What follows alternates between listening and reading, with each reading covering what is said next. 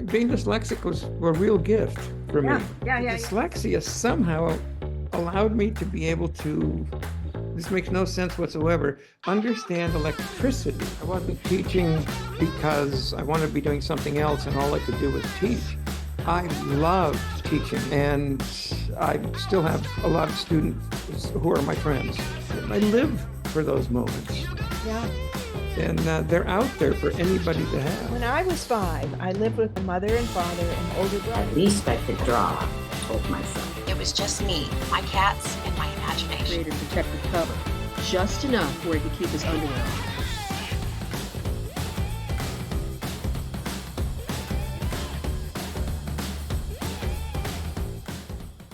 Okay, so welcome, Cork, and it's so great to see you. And for our audience, this is Cork Marcheschi, and I'm going to read a short description of your impressive resume, which is on your resume. But before I read this, I want to mention that for the sake of brevity, Cork mentioned that, or advised me, that I could feel free to say he was left on someone's doorstep.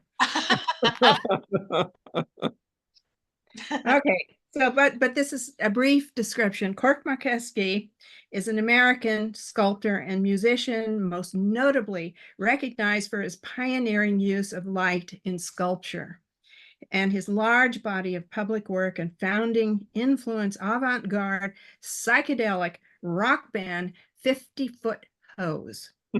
Cork Marcheschi saw David Ryan said about him, who is a curator, said about Cork, through art, music, writing, collecting, and teaching, Cork Marcheschi saw the light early on, pursuing it in many permutations, perfecting his artistry, a sculptural vision now widely admired. And so true. And Cork, your stuff is just wonderful. And we have a lot of pieces in our home now of your light sculptures, and we love them. My opening question is, I just want to bring up a little history. Cork's, his family, Andrea and his daughter Lily, have known our family for how long now? About at least 10 years. At least 10 years, yeah. At least 10 years. And his daughter Lily and our grandson Cameron brought us together because they were both going to the same art school together.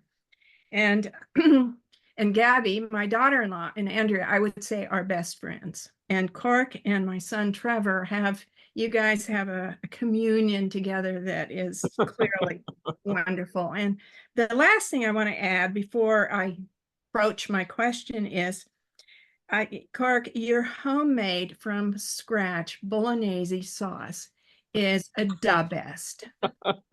It just is. That's a real compliment. Okay, so now my question, at one of our dinner parties, and it was last year, early last year, you turned to me and you said, "Hey, Jan, I got an idea for a game." And I said, "Oh yeah, what's that?" And you told me, okay, what I call it is the MFA game. And so I said, oh yeah, that sounds great, because you described what it was. And then the launch of the game happened at your house, I don't know, a couple months later, your home, where you are now, down in Half Moon Bay, which is also your studio. And you guys, it's a wonderful place, amazing place. But I want you to tell the audience about the MFA game. And I think, as in the telling, a lot of your childhood and your early years and how you came to be who you are came out of the description of that game, which I missed, by the way, because I got sick. Well, about 15 years ago, I was commissioned to write several articles for an online journal. And they let me write anything I wanted. And one morning, my daughter Lily, who was about 8 at the time, looked over the newspaper and asked me, "Daddy, what are your favorite things other than mommy and me?" And I did not hesitate: music, food, and art. And that took care of her, but it left me with a question that I've never been asked.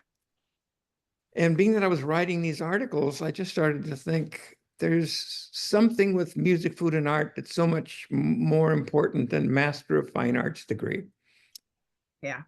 And I came up with this idea that combined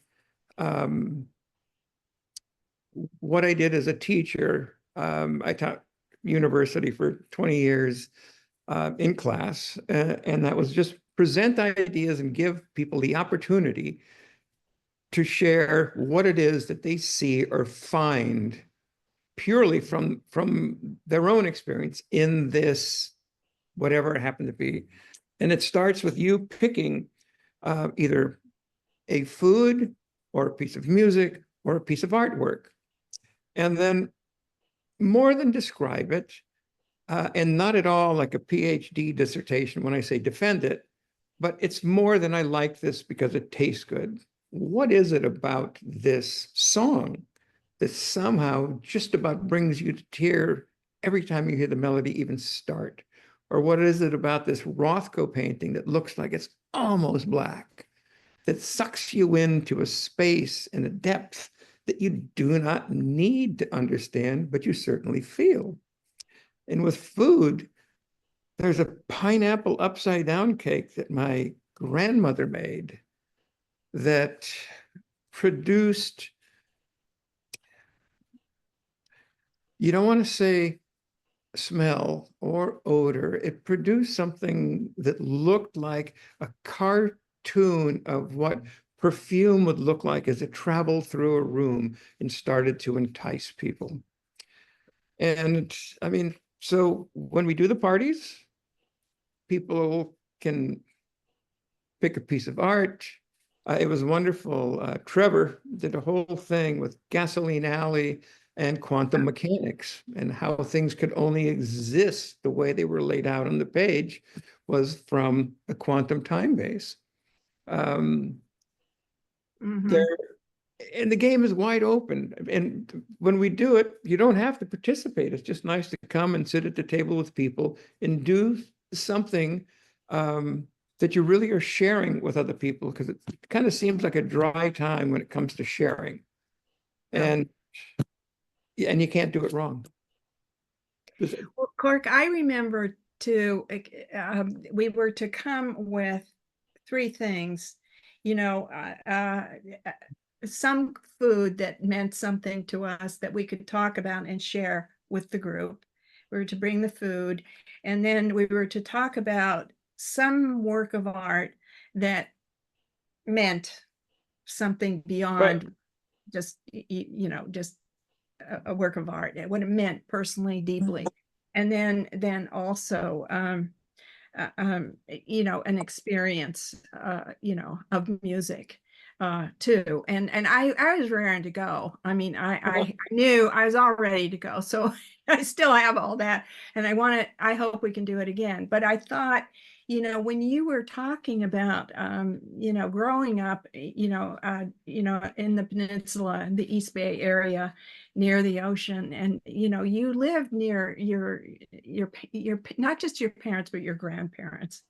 So I wanted to kind of describe those early years that are gone. I mean, we're simply not going to have childhoods like you and I had ever again.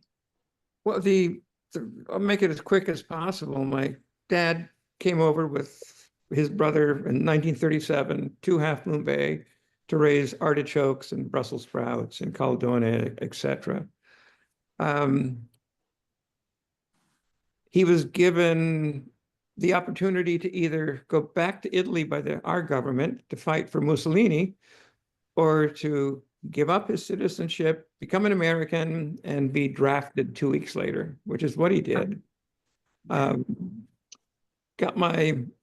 He married my mom, he took off. She ended up being pregnant. I didn't see my dad until I was 6 months old. But the upside of all of that was I was raised in a world of women. The men were all gone. And it was incredible. Nice. I mean, it was, what did I know? I knew that my mom and my grandmother were the two most powerful people in the world. I never even had the concept of safety.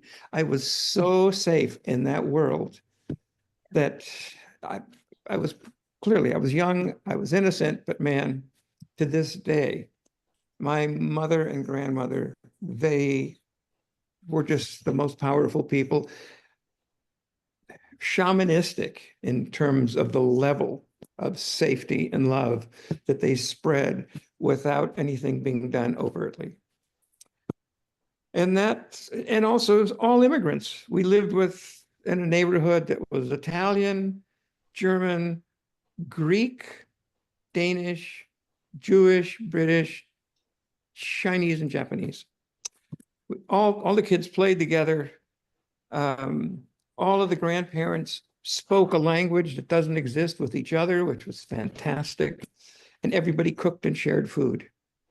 And we lived our life as if it was a Little Rascals episode. Yeah. And I can't imagine a more wonderful life. My mom was an opera singer, and music was really important to the entire family. So I grew up with all types of music, pop music, country and Western, and opera was just sang around the house nonstop.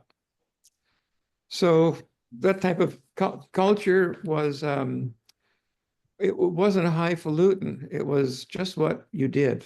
And it's just what was supposed to be part of your life. And I don't know, I can go on and on with this stuff, but Cork, you told me about there was one episode where you were out with a bunch of boys and you guys were tumbling down into the ocean, but one of your friends got caught. That ended up being one of the MFA articles I wrote for this magazine, Redemption and the Wheel of Death. So there was about 7 or 8 of us. We were probably 9 years old. And where we lived was very close to Coyote Point on San Francisco Bay, like a 5 to 7 minute bike ride. And we would always go over there just you had San Francisco Bay and eucalyptus forest for mischief. And we found a big truck tire. I'd say it was over 5 feet in diameter, probably closer to 6. Wow. And it had been discarded and it was in the mud, and we found a 2x4 and all of us worked with it and popped it out of the mud. And we pushed it up this little hill and then rolled it into the bay. And it was really fun. Who knows what is fun when you're a kid, but it was great. That's fun. and then Mike said, I'm going to get in it and you guys are going to push me off. So he got inside the tire and we rolled him down this, 15-foot slope and went out to the beach, spun around, and he screamed, oh man, that's great. You all got to do it. So one at a time, all of us did it. And there was one kid left, Frankie. Frankie was always the crybaby. And we convinced Frankie to get in. So Frankie gets in the tire and we give it the same push, but Frankie's a little smaller than all of us. And it hits this bump and it launches the tire on a little different trajectory. And it doesn't stop on the beach and it rolls into the bay. Now we're talking 6 inches of water and Frankie starts screaming. I mean, screaming like, yeah. And all of us freak out and run down the hill, out into the water, pry Frankie out of the tire, get him calmed down. Now that he's calmed down, we all know we've had a really great time and we did this thing, but we're wet. And one of the things you never did, I don't know why, but you never came home soaked. So to get to this place, we have to go over an overpass. And we stopped at the top of the overpass so that the breeze coming through would dry us off. And to kill time, we were over Highway 101, we'd try to spit into convertibles. And now I thought this was very educational because we had to try to figure out the weight, the speed, the trajectory. It was kind of geometry. Yeah. And then we all went home. And when I went home that particular day, it's when I opened the house and my grandmother was preparing this amazing pineapple upside down cake. And the house was just filled with this smell of the brown sugar, the pineapple, the butter. And I can still feel the glow. And before dinner, anything else, I ate the cake. And as I grew up, the song that became, for me, a resonant experience was My Baby Just Cares for Me. And it was a combination of, I love Nina Simone. I love Nina Simone. Who doesn't? Yeah. And that particular song, unlike almost everything else she ever did, had an ebullient bounce to it. And there's something about it when I still listen to it. The kind of experience that she's describing that you can feel in a combination of that rhythm and also the space between the notes is exactly what that day was like and that cake was like and the feeling that I still have today. And I mean, that was my childhood. They went on and on and on from there. We had lots and lots of wonderful experiences, making our own little scooters, all that stuff. Yeah, we just don't hear about childhoods like, I mean, I know our generation, I guess, would get obnoxious about that, but honestly, we spent so much time outside running around and having, days like that, and where you escaped from something and everybody's fine, and all the kids disperse and go home, and and our parents don't know anything about it, where we were or what we were doing. But that just doesn't happen anymore, and maybe for good reason, but still. So I mean, I just love that story. And I remember when you told it before, I just love that story, and combining, the experience of the food and the adventure. And, again, the music is just, I love that. And the idea of when MFA is a degree, but what it's really more important is the music and the food and the art. And it takes into memory, again, I think, I read this about you, Cork, how you started with your friend and how you discovered working with light. And I just want to tell the audience quickly, many years ago, long before, our kids met and we became family friends, Larry and I had done this studio, going from art studio to art studio in San Francisco. But when we got to yours, Cork, we said to each other, wish we knew that guy. Because you were sitting down there and you had a little dog running around. I remember that. And, and we didn't know you at all. And you were surrounded by too many people. So we didn't get a chance to say anything to you. But that's what we both said. I wish I knew that guy. So I don't know how many years later, now here you are, one of our dearest friends. Yeah, good thing too. Yeah, it was a good thing. It really was. And so now I want to ask, I know you got into discovering light and sculpture, and how did that come about? I've never liked hot weather, and we were having a hot streak, and this was in Burlingame where we were living. And so my friend Rip and I went into my mom and dad's basement and found some Christmas tree lights, and it was cool in the basement. And we brought my record player downstairs and got some candles. And Rip's dad drank a lot of Jim Beam in pint bottles. Yeah. Now, Pint bottles have a nice curvature to them. I think my dad did too. I think he drank Jim Beam. That's yeah. Well, and we took some of the bottles and soaked the labels off and filled them with colored water, just food coloring and water, and put the Christmas tree lights behind them. And that was an experiment that went on for 3 years. I just really got interested in how you could move the light, what you could do with it. I found old lamp crystals and started putting lamp crystals in front of things. So it was pure empirical investigation, which is being more formal than it actually was, but it's what it amounts to. Yeah. Yeah. And there was also, so I didn't know I was dyslexic. And at school, people didn't know I was dyslexic because I had an excellent memory. I was able to Yeah. get through Yeah. class You could work around it. Yeah. with, C's and D's, but it was enough. Yep. And the dyslexia somehow allowed me to be able to, this makes no sense whatsoever, understand electricity.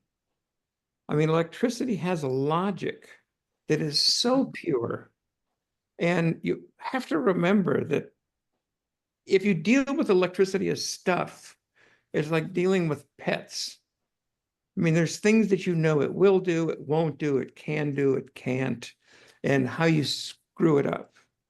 And those rules are really basic. I mean, forget the technology of today where they've continued to make the energy smaller and smaller and smaller and smaller and get little things to do many things. And you frequently have to unplug them so they stop freaking out. But electricity as an arc, as something that produces heat, as something that actually drives a motor or creates an electromagnetic field, you can understand the same way you understand chopping a piece of wood. Huh. And Huh. it is, I have no formal education, but I absolutely love working with it. I feel so at home with the logic of being able to solve these problems, because once again, it's kind of like a hose in water. You can tell where the leaks are, and you know that the electricity has to be in at least 2 spots where you want it, and then where it goes can be almost anywhere. Wow. So it's a primitive relationship with the material. Uh-huh. And that, and yeah, being dyslexic somehow enabled that for you. Being dyslexic was a real gift for Yeah. me. Yeah. Well, Yeah. I was really lucky. When I was at the College of San Mateo for my freshman year, I was put in double bonehead English. Normally you go into English 1A. I went into English 50B. You can't go any lower. But the teacher, never forget Jean coming into the classroom. She was 6'5". That was before she put her shoes on. And was this not imposing in the frightening way. You were just taken back with this specter. And you could feel from the moment she spoke, she was open, and she had us all just, fill a piece of paper with some words or tell us a story, and then we'll see what the class is going to be like. Then I wrote something. At that, I think it had something to do with never being able to find a beer opener when you used to have a church key to open a can of beer. But you always remember, you never remember bringing home wire coat hangers. But there seemed to be thousands of wire coat hangers, but never beer openers. And how I believe that these things were transforming. You'd bring home the beer can openers, the church keys, and at night they would slowly morph into wire coat hangers. Wow. So it was something to write. And she had me stay after class and just talked. She could say she said, you know, I can see that you can't spell, you can't punctuate, but you got some great ideas. And she said, I'll make you a deal. That's great. You write for me, and we'll just take it from there. So I would come into class every day with something that I'd written the night before. We struck up a friendship that was wonderful, and she introduced me to a whole group of very smart people completely away from the college. Hmm. And it's when I learned, I thought being smart was the coolest thing in the world. I didn't know what I was doing there. I was 18. These were people that were sophisticated, educated, teaching at UC Berkeley, etc. Mhm. And I was polite. I mean, I participated in the conversations the best I could, but I felt so special. I mean, it was great. Talk about And putting a teacher in the right spot at the right time for the Exactly. right student. How amazing. Absolutely. Yeah. It's transformative. Yeah. Yeah, yeah. Incredible. And how rare that is too. Yeah.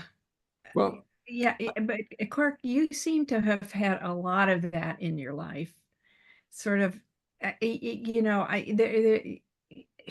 what what do I want to say? There, you know, you've had a bit of a charmed life in many ways, and you know, I'm not talking about all the hard parts, but things have come for you. It seems like you were open to having adventure. yeah, well, I've often said, last night I said to someone, my wife Andrea and I never look to see if the elevator's actually there when we step in.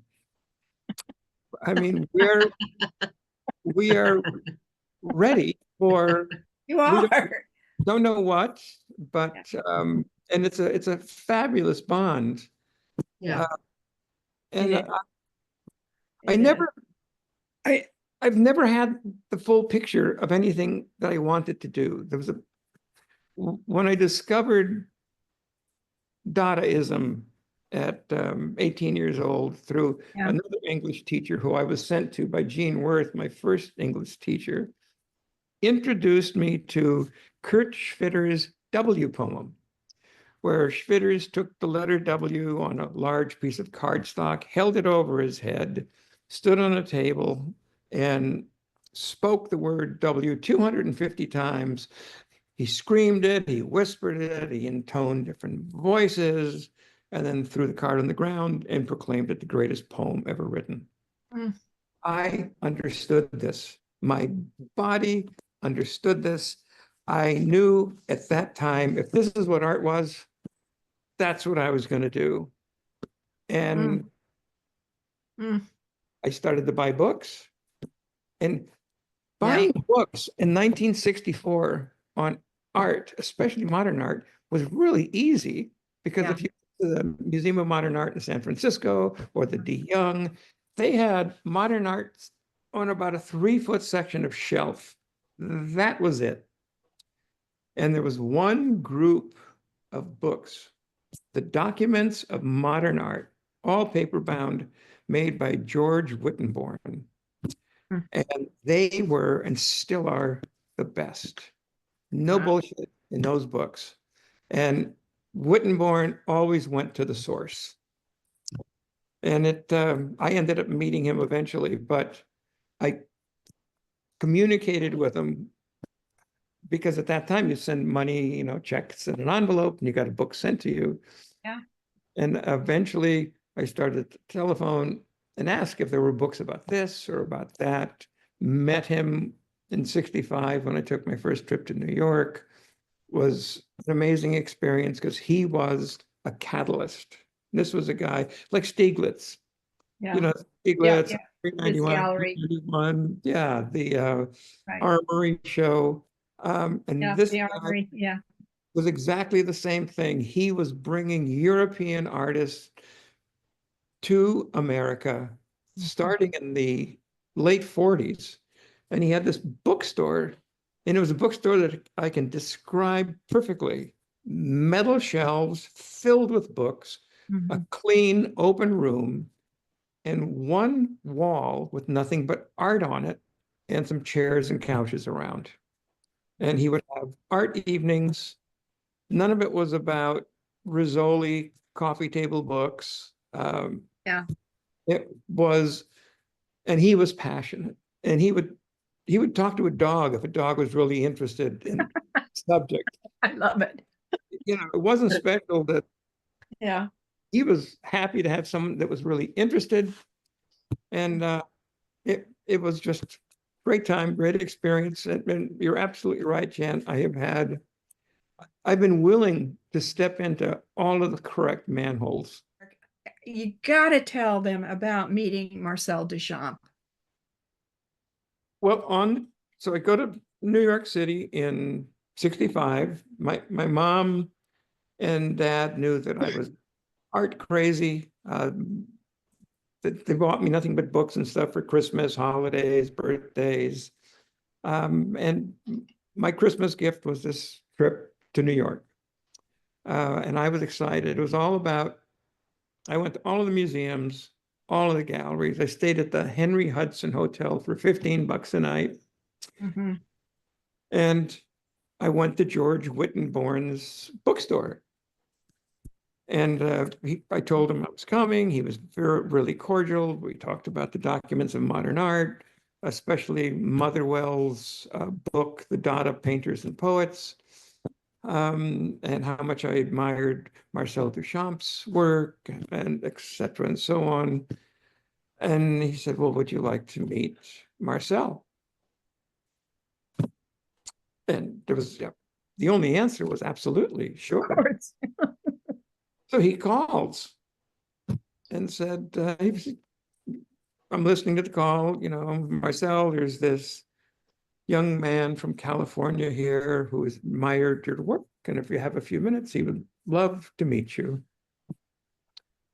And that was the setup. I had planned not to take any taxis because I was on a tight budget. I left that bookstore and I got a cab and went down to the village where he lived on, I think it was 11th Street. Mhm. Second or third floor apartment, knocked on the door, and Teeny Duchamp, his wife, opened the door, let me in. And there was a Yves Tanguay chess set in a Monterey chess set that I recognized just from books and Wow. pictures. Yeah. And we sat down for about an hour and a half and chatted, and it was quite wonderful. But George Wittenborn was more wonderful. Mm. Duchamp was meeting a hero. And like other heroes I've met, the thing that I liked, their trumpet playing, their painting, their whatever it happens to be, was the thing that I loved. And they were ancillary to that thing. Yeah. Yeah. And Wittenborn was a real guy that was doing the stuff that made the art happen in America. And Marcel was wonderful. Leather Yeah. slippers. We had little sandwiches with the crust cut off and tea. And I got to ask him some questions about, being at the Cabaret Voltaire in Zurich, and working with people that I admired and what it was like, and what was the reception like of people. And I especially want to know about Zurich because of the absurdity of having a little country that says, we're not going to play war. The rest of you guys play war. Never quite understood this. And so the country was filled with artists, writers. Yeah. poets. Sure. It was a Sanctuary. Yeah. man, it was a petri plate that just could not be contained. Mhm. So that was great information just about being there. Yeah. Yeah. Yeah. Again, it made Clark touch a little bit on the music too, because, I, as I recall, you said music was really what you wanted, to do. And, but it didn't, it's difficult to make a living you had a family, you know, you had children at that, babies, I guess. And but talk about that, because I know from what you've said, the music was really Yeah. what you wanted. I've never been exactly sure of the age, but around 7, on a Sunday, I walked with my grandmother about 8 blocks from our house to buy eggs from this little shack that was in front of a home that had chicken coop. And they were fresh, they were inexpensive. We always got the eggs there. But on this Sunday, we walked right by this Black Pentecostal church, and the choir and the band was just in full sail. And I stopped, and the hair on the back of my neck just stood up, and I'd never heard or felt anything like it. And I asked my grandmother what it was, and she just said, it's music. Mm-hmm. Mm-hmm. And from that time on, I started to look for Black music, Yeah. specifically blues and rhythm and blues. Yeah. And it was emotional. I Mhm. mean, it reached a place in me that I don't even know what you call a place, but I mean, Mhm. it makes me feel so alive, so human, Yeah. touches things in terms of relationships with people. And as soon as I could, I wanted to learn to play the music. And I never wanted to be a good musician. I wanted to be part of the music. The musicianship was not, Mhm. I learned to play bass. A kid in high school wanted a bass player because he was learning to play guitar and he knew he was going to need a bass player. I rented a bass. He taught me how to play. At 16, we started to play dances for the YMCAs and the rec centers. And at 17, we had a really good band that did nothing but R&B covers. And we started to play North Beach. Yeah. So North Beach in the 60s was a poor man's Las Vegas. Yeah. Every club on that Uh, 4-block strip had live music. Yeah. We'd work at 9 p.m. We'd get off at 2 a.m. We did 5 45-minute sets. Yeah. We worked mostly for Pee Wee Ferrari. He was just a great guy. And we played every club on the strip. And it's some of my most incredible experiences came from not being a great musician. I was an adequate musician, but there were moments. One moment playing the Off-Broadway, really great club. We were Oh yeah. working, I remember that. I remember Off Broadway. we were working there when Lenny Bruce was. We were playing in between his Yeah. sets, Yeah. and we played Ray Charles, I Got a Woman, which we played hundreds of times before that particular night. And the place was packed, and I can't tell you what happened, but all of the sound in the audience of clicking glasses, people chatting, stopped. And the band could feel it.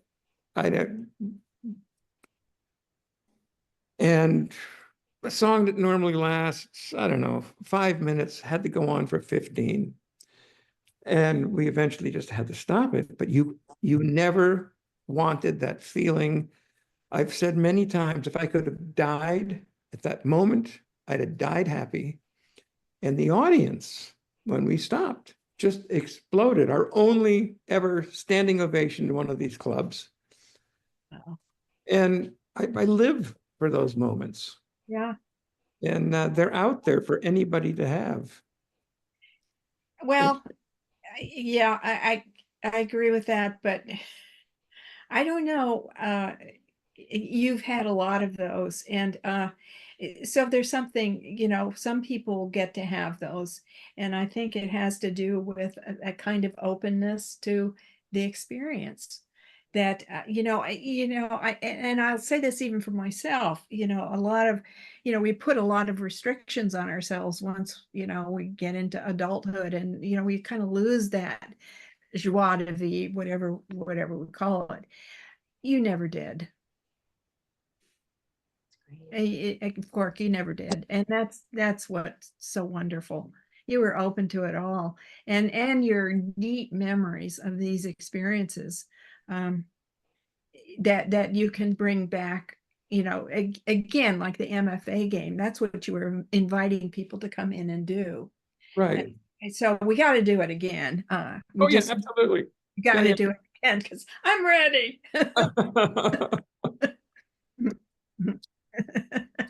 No, I've Yeah. The music thing continued for me long after I'd stopped playing, because I quit playing in 1970 because I got a job teaching at the Minneapolis College of Art. And I always wanted to teach. After meeting Jean Worth and the intellectual group of friends she introduced me to, and I always had a desire to share information with people, even as a kid. Yeah. Yeah. Which And means you're a born teacher too. well, I mean, I just really enjoyed it. And the experience from being a dyslexic teacher is really unique. I bet. The interesting thing about, for me, this is only for me, the dyslexia was the desire to teach was so much larger than the limitations that you can't read and you can't write and you want to be a teacher in college. I always figured if I get a job as a college teacher, I'll have a secretary. She can write any papers I need. Yeah. And I'll appoint someone to do any kind of work at the board the first day of class. Yeah. And that was an incredible way of sort of making up for the bits and pieces that I didn't have. And it was there that I was diagnosed with dyslexia by another friend who was also a teacher. His wife taught kids with dyslexia. And I was at dinner at their house, and after dinner they were playing some flashcards with their kids. And I don't remember what the word was. It was something like united, and I said untied. Uh-huh. And Yeah. she spotted it right away and met her the next day and got diagnosed. But it was kind of a gift. You hold on to so many things that you lose. I mean, when you're born, you have nothing but intuition. Right. And as you learn to walk, talk, read, etc., that intuition is usurped. Yeah. If you don't have some things taken away. It is. It's kind of, again, a lot of school takes the intuition out. I don't remember. Well, I had a few really great teachers, and I went to a boarding school that I really loved, but by and large, the intuition was kind of taken out of us. You're supposed to learn, and this is what you need to learn, and learning is, building blocks one by one, and it's a linear process, and and now we know, no, it isn't. No, it isn't. Not at all. And certainly creativity is not a linear process. No. Just But isn't. No, and standardized testing, I think was installed purely to make sure people never learned to think anymore. Yeah. I mean, Well, or we're to think in step with in order to have standardized testing, it's the only thing that you can have in that curriculum is stuff that can be numerically evaluated. So get rid of the art, the music, the dance, the philosophy, psychology, history. Get rid of all of the crap that made these 1960s hippies so uppity and ask questions. That's right. That's right. Yeah. That's talk about a frightened group of people in the government. In 1971, they had seen democracy in action, and Yeah. they were frightened because it didn't come from them. Right. And I Yeah, think- and it didn't come from any kind of logic that, made sense to them. Yeah. Well, no, but I think they knew that the best thing to do is stop them kids from reading those books. Well, they're trying to do it. Yeah. They are. Yeah, Pam is a librarian, and so I'm sure you've encountered this. Absolutely, we have. Yeah. Yeah, and I mean, it just shocks me. I almost find it impossible to think that a book like Toni Morrison's, any of her books would be banned. To me, that's why. How can that be? Because she's such an extraordinary writer, and any, college student should at least be introduced to, one of her books. But I don't know. It's just, well, But if it teaches you to think outside of the box, that's dangerous. yeah. I mean, to or certain people. you begin to, oh my God, this kind of great writing does not come out of, A, B, C, D, E. It just doesn't. Exactly right. Yeah. Yeah. So, and Pam and I met in the writing group that we're in, and we appreciate each other because Val. the way we write is, none of us has a degree in writing, and we all came at it because I think I'm going to write a book. It wasn't anything Yeah. more. I'm still right there. Yeah. I haven't torture made it myself. past that. There Yeah. you go. And we're learning as we go. And and we are. But what our editor Carol Burbank keeps saying is that, well, you say it, Val. What did Carol say to you when you asked her to take you on?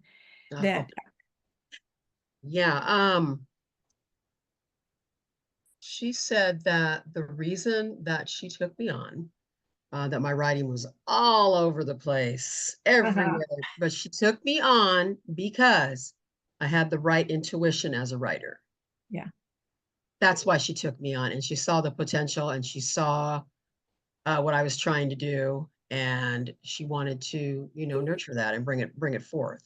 Even though I was a mess, Cork, I went through remedial. I was always in remedial grammar. I was always in remedial this. I was always in remedial that, and there's such a stigma with that, but no, I think it's amazing that you learn how to, and that's just life anyway. You learn how to make things work for you where you understand them and how you can do it. That's what it's about. Yeah. And what a So- great way to do it, in your classroom where you had people come up to write on the board the first day. Now, they didn't see that as, that was a problem that you had. It's the fact that you were engaging the classroom, you were engaging the students. That's what they saw. And I think that's terrific. And that's a great way to look at it. And not very many people do that, with that mind thought. Whether it was there to begin with or not, that's a great way to engage the class. Well, I really wanted to be a teacher. I wasn't teaching because I wanted to be doing something else and all I could do was teach. I loved teaching, completely satisfying. And I still have a lot of students who are my friends. I bet you do. I bet you do. Yeah. And stay in touch with them. I have to say that being a therapist and working with people in the way that I do, and what I do is I hear their stories, and and intersperse some of mine with them. But it's really it's been a gift, and I'm still doing it a little bit because I just love it. I love what I do. So I mean that's so important to and I have clients who work for, the corporations, Google and Amazon and those places. And they're none of them are happy. They make a lot of money, but they're just not happy. Can't take it with you. Yeah. Well, they're not happy because they don't make enough money. That is just so true. And it's hard to understand that someone who makes 300,000 a year has, still has debt, and it's just that because the lifestyle that they kind of sign up for requires them to do all this. And again, we know what private schools cost now. And I just don't understand it, how, and parents are so beleaguered because they have to do it. They feel that's the only thing they can do for their children. And yet what we're talking about is, there's a whole world out there where, you can learn anything you want if you want to do it. It's just amazing. And we're like writing. Come on, Val, we teach ourselves, and then we read to each other, and then we teach each other. And, Absolutely. we're not in a fancy school. And I think we're all doing pretty well. Yeah, I just have an undergrad degree. I thought, should I get an MFA? Well, fuck that. I'm not getting an MFA. I can do it You don't myself, need one. I mean, Yeah. seriously, talking, you read enough, but Leslie Finnenberg, Stone Bitch Blues, she had a hard time learning. She didn't go very far. And excuse me, I'm standing corrected, everybody. Excuse me. Okay.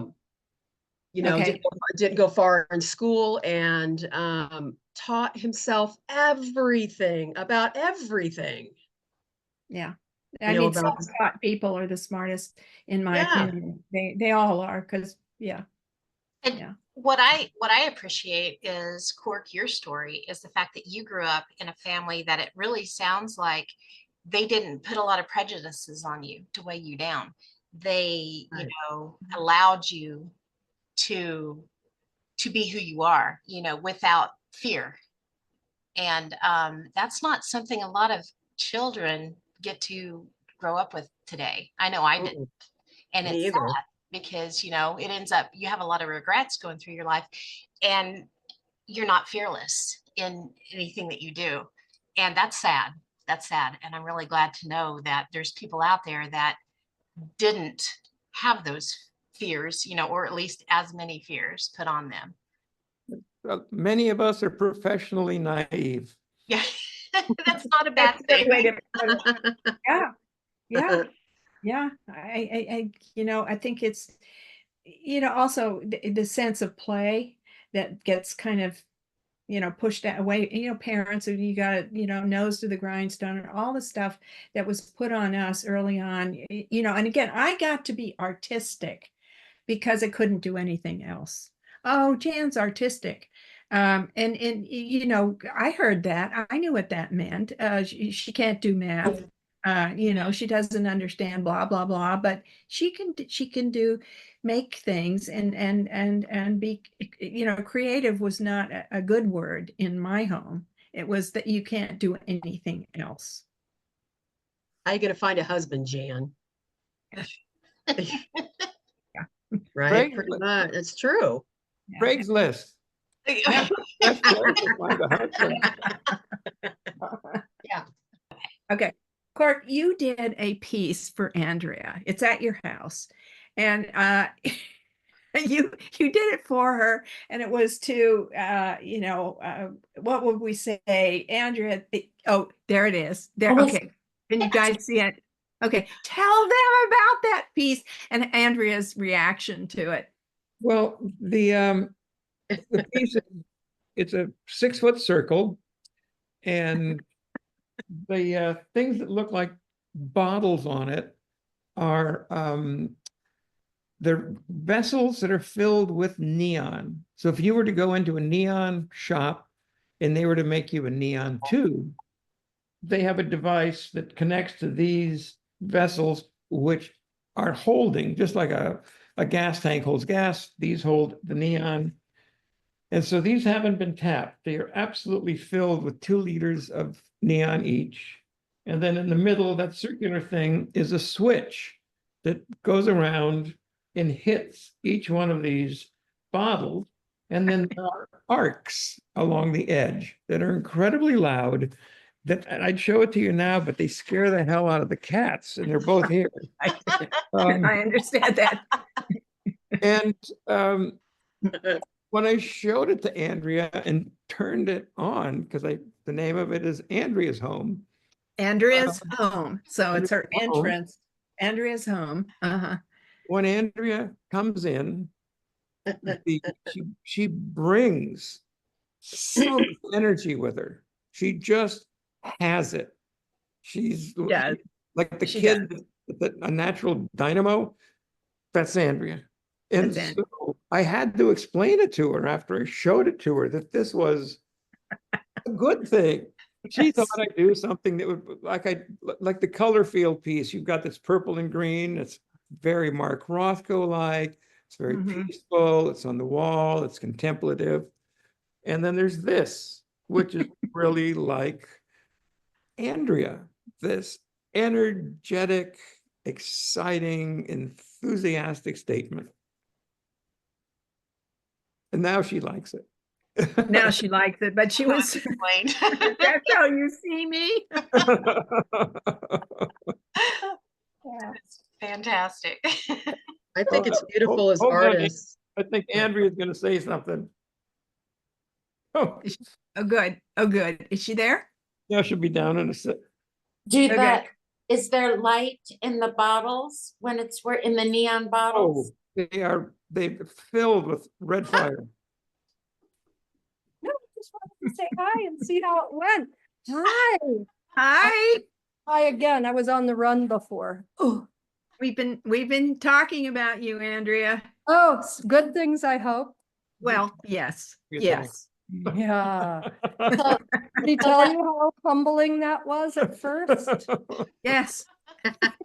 Yeah. You I tell us. You cried. tell us when Oh. Cork said, "This for you, honey. This is how I see you." Well, it's just all about how we see ourselves, right? Yeah. That's not how I saw myself, but now I appreciate how I am seen by Good. Lots of people. lots of people. Awesome. Yeah. So, This was really fun. oh, good. Yeah. It's titled Andrea's Home, but it's really titled Andrea's Home.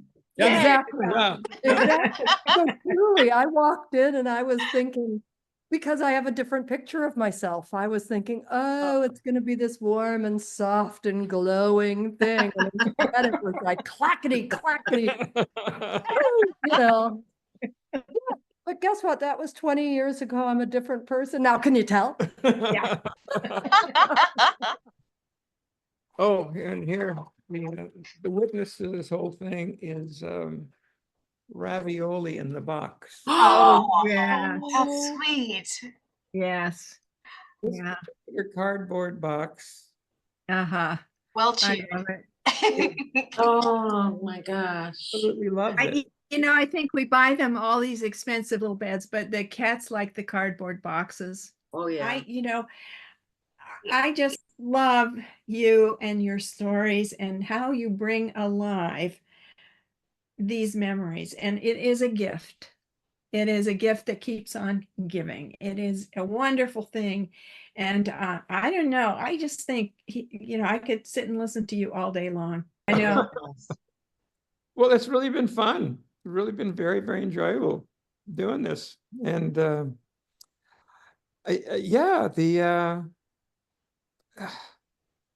I think one of the things I really owe a great deal to is my wife of 27 years, Andrea, Mhm. who the funniest thing she ever said to me was the day she told me she was completely normal. I just about threw my pants. It was so funny and she believed it. Yeah. And she is absolutely as off-center as I am in a completely different way. But it is made for a human experience of understanding how when you're with somebody where things really work, there really is a synergistic thing that is so much larger than the two of you. Yeah. And so, okay. Well, I thank you so much for doing this. And I hope we'll be seeing you guys soon. Yeah, it's Yeah. been a pleasure. Absolutely. Thank you. Thank you. Wonderful to meet you. Yeah, good to meet all of you. Thank you so much. It's really been fun.